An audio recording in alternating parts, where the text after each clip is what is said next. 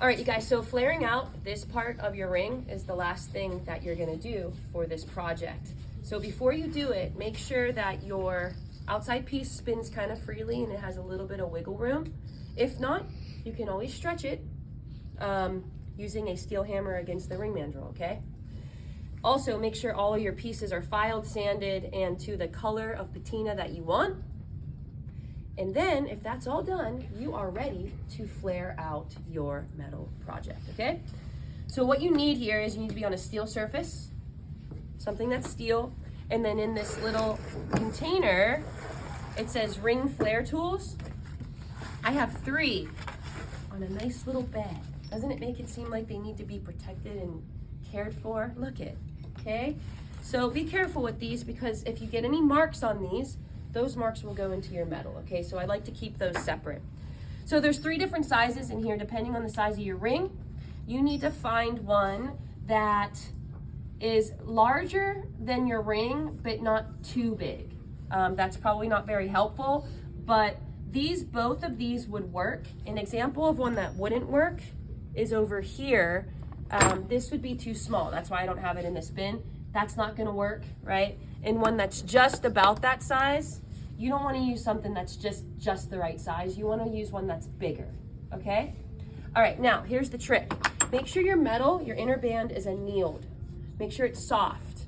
The biggest possibility of something happening is that this seam could now break. So if you have a little tiny gap or your solder seam is not coming all the way up to the edge, you need to do something. You need to fill it, or you need to file down and create a little bit of a divot that looks intentional, okay? Otherwise, if you don't do that, it will just split and you can't fix it once you do that. There's no going back, okay? All right, so I got my trusty hammer that can be used on steel, and I'm gonna pick up, I'm probably gonna use this one, and I'm gonna tap. And I'm kinda going down so I can look at it, and I like to actually make sure that the seam is right in front of me so that I can pay attention to it. Now I'm spinning it as I'm hammering it, and as you can see, it's already stuck on there. This is already on there. Okay, so once I start to flare it a little bit on one side, I flip it over and I start to do the same thing on the other side. And if your metal is annealed, it should move pretty nicely. Now I'm not hitting super hard because I don't wanna break that seam.